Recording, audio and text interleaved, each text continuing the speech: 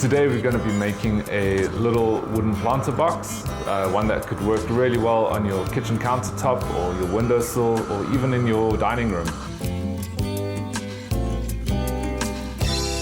So I've pre-cut and planed the wood that we're going to be using. So planing is smoothing down and flattening a piece of wood. Many hardwood suppliers will be able to supply you with wood that is planed so that it would be easy to do at home. Our sides are quite long, and then our base is going to fit in underneath, and then our edges are going to come in just like that. So we have to make sure that our bottom piece is cut smaller than our long sides. So let's start with the base. What we're going to do now is get these little battens. These I've cut to the same width as the base, and these are going to fit on here. And then there's ones which will fit inside like this. Okay, so these need to get glued and then screwed down to fit in place. So we're going to run a little bead of glue just along the bottom.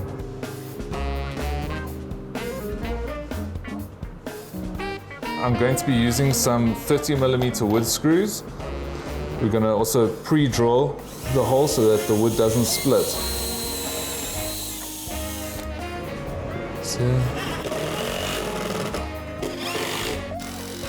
So now we have the base all together. So now we can start attaching the sides. To make sure that you have it in the right position, you can just test it with your ends of the planter, just so that it's in the center.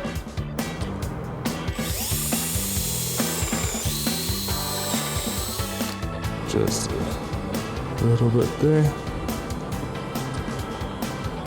Double check the spacing is right. So now we have the base with one side attached. What we're going to do now is add these little battens onto the side. And what these will do, these will hide the screws behind the wood instead of having the screws visible on the outside. Put some more glue there.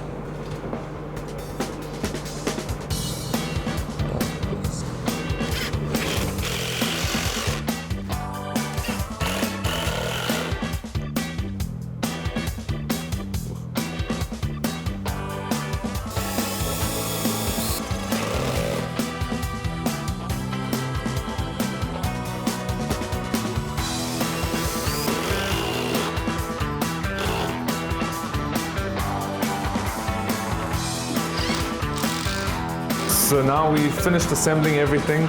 Now it's ready just for a little bit of sanding, just to take off these rough edges and to give it a nice smooth finish.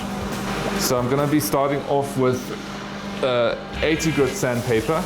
I'm going to be using a sanding machine just to make it a little bit easier, though you could always hand sand it as well. That will do the job too. I think it's ready now for some teak oil. It gives it a very nice character and deepens the color of the wood. We're going to start on the inside and then go to the outside. Teak oil also soaks into the wood, so you might need to apply a few coats if you see that the wood starts to look a bit dry over time. It's best to let it soak in for a few hours, and then you can see if it's looking a bit dry. Then at that point you'd apply a second coat.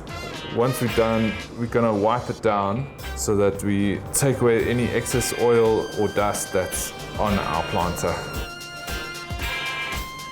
So I'm quite happy with this first coat of teak oil. So for now I'm going to add in a plastic lining just to protect the box from the soil and keep it separate from the plants, and also add a bit of a water protection.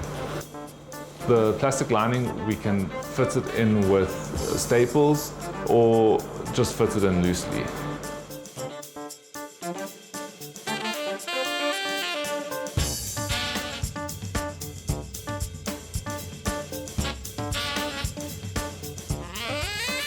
renovation and DIY solutions, visit Gelmar in store or browse online.